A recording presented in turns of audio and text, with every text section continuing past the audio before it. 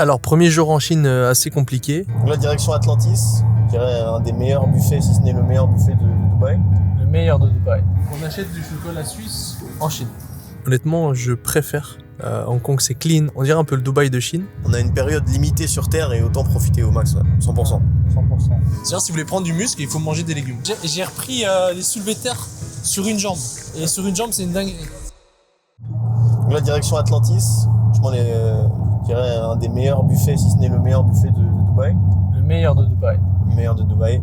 D'ailleurs, c'est l'endroit où on a fait notre premier repas. Ah ouais, c'est vrai, c'est beau.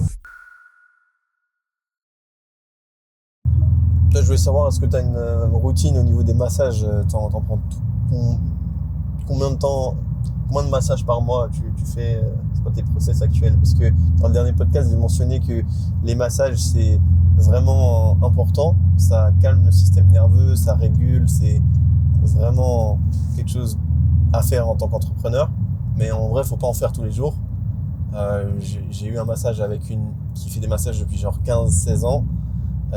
Elle est vraiment trop experte. Et elle m'a dit, il y a beaucoup de personnes qui vont en Thaïlande où ils font simplement des massages aux pieds tous les jours, et c'est vraiment, il faut pas faire apparemment, parce qu'après t'es trop dépendant de ça. Et toi, t'as un process pour les massages, vu qu'on en a parlé dans le dernier podcast. Alors, mon SOP pour les massages, donc je vous dis la théorie et je vous dis ce que je fais vraiment, ok?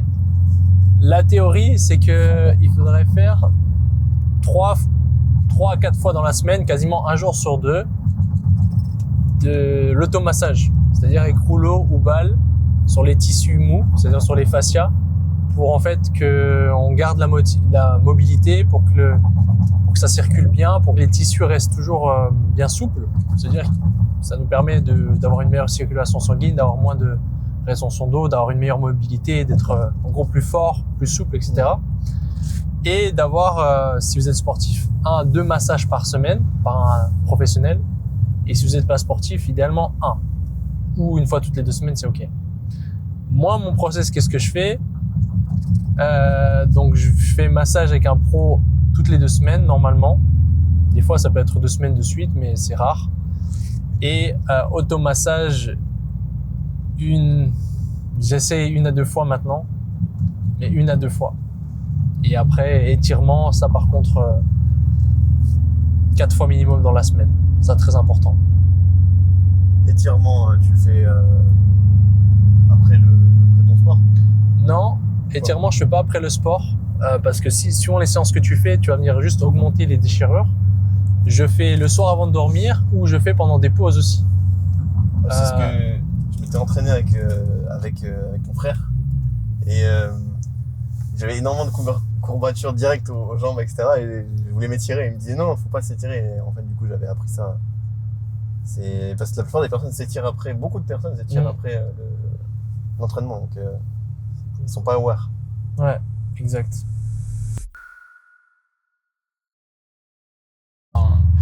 Avant d'ouvrir la caméra, Mathéo il disait que ce serait peut-être intéressant d'avoir plusieurs résidences. Du coup, je voulais avoir un peu ton ressenti par rapport à ça. Mon ressenti, moi? Ouais, parce que t'allais parler de ça. Ouais. Alors, je vous dis la théorie et je vous dis la réalité encore une fois. Donc, ma théorie à moi, j'aimerais bien avoir plusieurs résidences dans différents univers différents. C'est-à-dire, par exemple, une maison à Dubaï, une maison sur peut-être une île où c'est que le cadre il y a de la mer, il y a des montagnes, c'est un peu format île. Une maison style plutôt dans la nature, style ranch, c'est qu'il y a des petits lacs, c'est qu'il y a beaucoup de verdure, il y a des forêts, etc. Une maison... Fogarty, il a pris une villa aussi comme ça. Dans un ranch. Un ranch en Australie. Ouais. Et genre, il y a un staff et tout qui s'occupe des vaches, enfin des animaux et tout. Et ça, c'est... Et beaucoup de milliardaires le font. Ouais, je sais pas, ça m'attire. Je l'ai jamais fait, mais c'est dans ma théorie. Et après, encore une autre à voir, peut-être bord de la mer en Méditerranée, à Marbella ou en Italie. Peut-être en haut d'une falaise, avec la mer aussi. Je pense que c'est le bon combo. Donc ça serait théoriquement 4 résidences. Bon, actuellement, j'en ai une, c'est déjà bien. Et on planifie ça pour le futur. Et je pense que c'est bien d'avoir un équilibre, en fait. De pas rester dans le même environnement tout le temps. Ça te permet d'avoir différents différentes énergies et de mieux savourer la vie en fait. Je pense qu'on a une vie déjà assez courte pour pas assez savourer. Et c'est vrai que les résidences, on passe beaucoup de temps en fait chez nous. C'est-à-dire autant varier en fait les 365 jours sur l'année, c'est qu'on vit. Ouais, prendre aussi le meilleur de chaque région.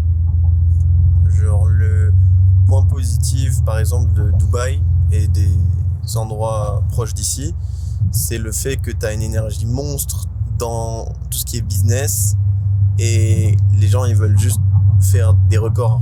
Genre tous ceux qu'on rencontre, on parle chiffres, ça parle business, on avance non-stop.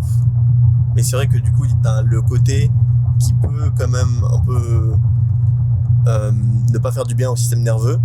Mais en fait, tu combles ça en allant aux autres résidences et si tu fais ça, c'est pépite. Tu profites du meilleur de partout sur Terre. Et c'est vrai qu'on vit tellement... On a une période limitée sur Terre et autant profiter au max, ouais, 100%.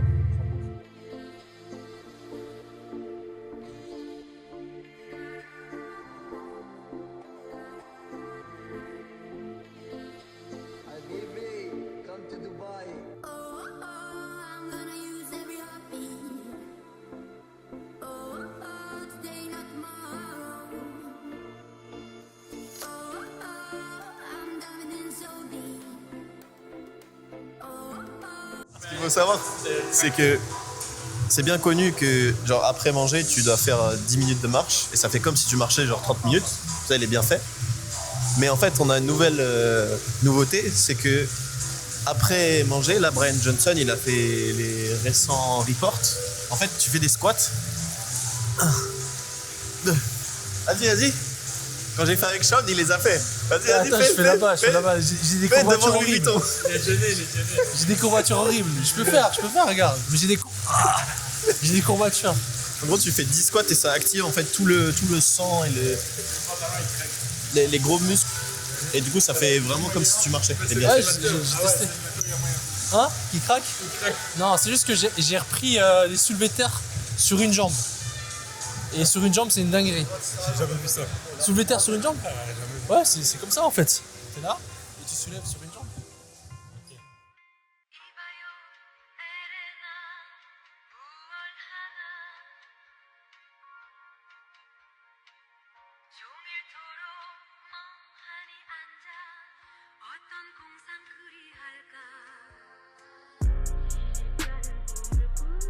Yes, Mathéo, aujourd'hui on va visiter ton usine. Je voulais voir un peu quelles étaient tes intentions par rapport à ça. Ouais, alors ce qu'il faut savoir, c'est qu'on va visiter 2 usines. Et attention, j'ai pas vraiment fait des intentions. On va voir simplement ces découvertes. Et j'espère être surpris positivement.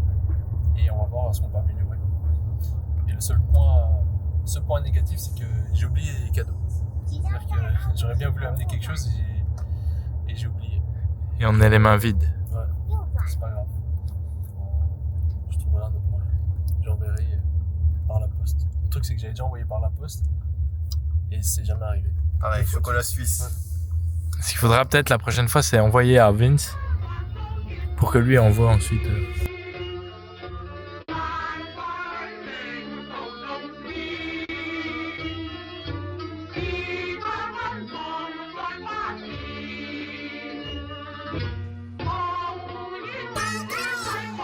On fait quoi là actuellement? Là, on se balade dans le mall.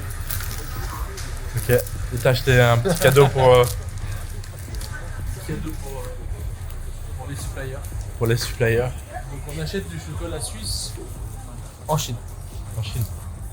Voilà. Du coup, tous les jours dans tes journées, tu manges des fruits, tu essaies de manger des fruits. En tout cas, Coconut Cité en Thaïlande, là, on a fait pour 2 mois. Et on prenait tous les jours une coconut fraîche. Franchement, trop bon. Tu sais qu'en Suisse, c'est vraiment pas bon quand tu prends de la coco parce que c'est jamais frais. Ça vient tout droit de Thaïlande. Ultra cheaté. Ouais, les fruits tous les jours. Tous les jours des fruits, tous les jours des légumes. C'est le plus important. Il faut manger un maximum de choses vivantes, des choses organiques. Et les légumes principalement, tous les jours. Il faut en manger beaucoup, c'est important. Ça rend le corps moins acide. Et quand on a le corps moins acide, eh ben, on a un meilleur système immunitaire, on arrive à produire plus facilement du muscle. Il y a beaucoup de personnes qui veulent prendre du muscle et qui me demandent pourquoi je mange des légumes, ça sert à rien. Alors que les légumes, en fait, ça donne plein de nutriments, ça rend ton corps pas trop acide. C'est-à-dire que tu as une balance azotée mieux pour construire du muscle, en fait. C'est-à-dire, si vous voulez prendre du muscle, il faut manger des légumes. Donc là, on est venu au centre commercial jusqu'à côté de l'hôtel pour faire quelques achats pour fournisseurs, petits cadeaux. Petit cadeau aussi pour nous, petit cadeau pour la famille. Ce qu'il faut savoir, c'est que le centre commercial ici est vraiment, vraiment bien. Il est vraiment calme. Moi, j'aime pas trop les centres commerciaux. Et celui-là, il est calme, il est apaisant, il n'y a pas trop de monde. Ça sent bon. Il est assez spécial, on peut voir... Le bouton pour le... Il est dans un livre. Le bouton pour On n'a pas l'ascenseur dans le trouvé de livre. base. Ah. Et du coup, nous, en tant que bons Suisses, qu'est-ce qu'on a acheté? Du chocolat suisse, des chaussures suisses. Et... Ouais. Alors, c'est pas pour porter normalement, mais là, c'est juste le confort. Ils sont trop confortables et là, on voulait du bien un peu aux pieds. Et sinon, Predator, je sais pas ce que c'est comme marque. Et après, on va retourner à l'hôtel et petite session de travail. Puis après, je sais pas ce qu'on va faire encore. Et moi, personnellement, je prends l'avion à minuit. Donc, je vais quitter l'hôtel 2 heures avant. N'arrivez pas en retard à l'avion. Et en fait, le problème, c'est que j'ai un truc dans ma tête, c'est que je me dis, même si je suis un peu border, loi d'attraction, j'obtiens toujours l'avion. Chose qui marche, mais qui met quand même dans un petit stress. Là, quand t'es venu, tu l'as eu à 1 minute. Quand je suis venu, en fait, je prends la voiture, on part, et là, je vois qu'on arrive 15 minutes après le temps d'embarquement. C'est-à-dire qu'il faut arriver 1 heure avant pour pouvoir embarquer, et nous, on est arrivé 15 minutes après. Et il y avait full bouchon. Et là, je dis, vas-y, je l'aurai jamais. J'écris à Nico, je dis, bon, ce soir, je serai pas en Chine. Et après, je dis, non, vas-y, loi d'attraction, je visualise, j'y serai, c'est bon, j'y serai. Je me calme, je me visualise dans l'avion, je me visualise dans l'avion. Et au fur et à mesure, le trafic, ça se détend. Et on peut circuler, mais on arrive toujours en retard. J'essaie d'appeler Emirates, ils répondent pas. Et on arrive et je vais direct au plus vite. Et là, j'arrive et il était pile l'heure. C'est-à-dire qu'elle m'a dit, là, 1 minute près, vous le loupez. Voilà, loi d'attraction. Ça marche dans tout. Ça marche dans tout. Même là, au massage, on est le massage et il n'y a plus de place. J'ai forcé 3-4 fois. Et après, elle a vraiment regardé 3 fois dans le planning et finalement, il y avait quelqu'un qui arrivait en retard et du coup, j'ai pu le faire. C'est 2 ou 2 Donc c'est pour tout. B2. Et après, c'est aussi pour toi, on discutait avec Nico. Celui qui part bien à l'avance à l'aéroport, mais qui se visualise louper l'avion. Là, tu veux partir 3 heures à l'avance. C'est dire, oh, il y aura une merde ou oh, je vais le louper, bah tu l'auras. Tu vas le louper. Ouais, ça. Donc, tous ceux qui sont stressés, je parle d'un point de vue général dans la vie, hein, mais qui font les choses quand même bien, mais qui sont stressés, ils visualisent le pire arriver, eh ben, ils auront plus de choses pires qui vont arriver que ceux qui sont relax et qui sont un peu borderline. Et sinon, Hong Kong, très propre. Très très propre Hong Kong. Honnêtement, je préfère ça que Guangzhou. C'est propre, c'est un peu luxe. Il y a l'océan, c'est joli. Bon, ça coûte un peu plus cher. Mais je préfère que Guangzhou. C'est très beau même. Et les gens parlent anglais. Et ça change tout. Les gens parlent anglais, tu peux payer par Apple Pay. Tout est simple en fait. Tout est beaucoup plus simple qu'en Chine. Tu manges bien, tu peux manger européen, tu peux voir en fait ce que tu manges et comprendre ce que tu manges. Et ça fait quand même la différence. Il y a l'air aussi de la mer qui vient, qui respire fort. C'est vraiment bien.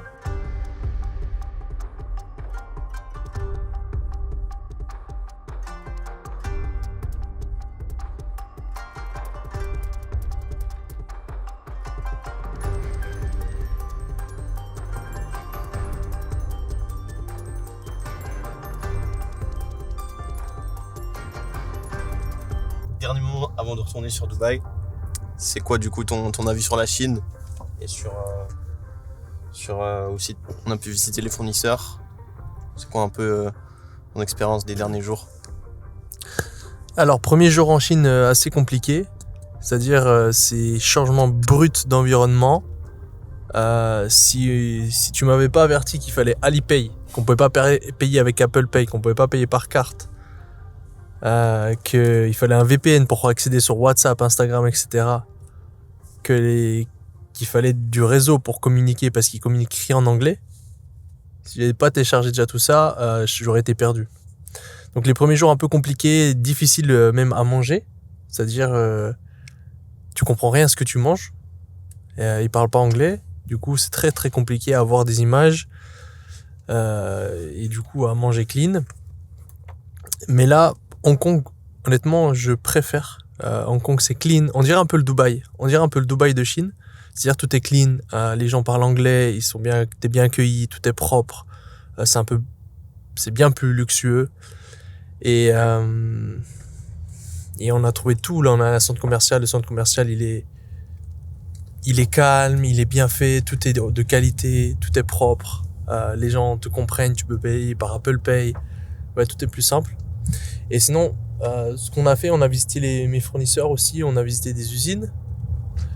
C'était important. C'est vrai que de voir en vrai, ça change de l'écran et ça humanise et ça rajoute quelque chose de plus concret et on peut en quelques minutes en fait discuter de quelque chose qu'en fait on discutait depuis des mois et qu'on se comprenait pas. Donc je pense si vous travaillez avec la Chine et que vous avez des développements de produits et que vous avez une marque qui tourne, il faut vraiment y aller, c'est indispensable parce que on se rend pas compte mais numériquement on se comprend pas bien et ça prend vite du temps et ça peut être mal fait, tandis que sur du réel, en fait, en quelques minutes, ils se comprennent, ou s'ils comprennent pas, ils le disent. Tandis que sur Internet, j'ai l'impression qu'ils le disent moins s'ils comprennent pas. Admettons que vous avez un produit, vous voulez demander une feature, vous allez dire, ok, vous pouvez faire ça, ok. Et en fait, ils vont passer des semaines jusqu'à faire un sample qui sera pas bon. Tandis qu'en vrai, ils vont dire, j'ai pas totalement compris, tu peux réexpliquer, tu peux me montrer, et là, tu vas pouvoir comprendre. Donc, ouais, il faut absolument du réel, de l'humain, et même dans votre team, plus de réel vous avez, mieux c'est. C'est toujours mieux d'être en réel, c'est toujours mieux d'avoir de contact humain, ça change tout. Mettre un vrai visage sur le contact que tu écris au quotidien, ça fait quand même quelque chose. Au mastermind où on a été, j'ai pu rencontrer des anciens fournisseurs que j'utilisais et que j'avais pendant 6 ans travaillé avec, je les avais jamais vus. Et c'est totalement différent. C'est totalement différent là, quand c'est humain, c'est limite maintenant j'ai envie de lui parler tous les jours, ça crée des connexions. Ouais. Et après ça va plus vite et il Ouais. y a plus de confiance. Ouais, 100%. Donc si vous avez une relation importante avec qui vous travaillez, qui peut vous rapporter de l'argent, en fait, de prendre un billet pour la Chine, pour les États-Unis, peu importe, c'est un gros investissement. Imaginez juste le levier que ça peut vous donner si cette relation peut être améliorée, s'il pourrait vous prêter de l'argent. Admettons juste un fournisseur, vous allez le voir en Chine, vous payez votre billet, ça vous coûte peut-être 5K, mais derrière, vous pouvez obtenir des credit lines, peut-être 300, 500K, 1 million par mois. Imaginez juste le levier que ça vous apporte de juste venir voir la personne en vrai. Hello. Premier jour, Best Fulfill Mastermind. Hello les gars, je suis avec... Vous connaissez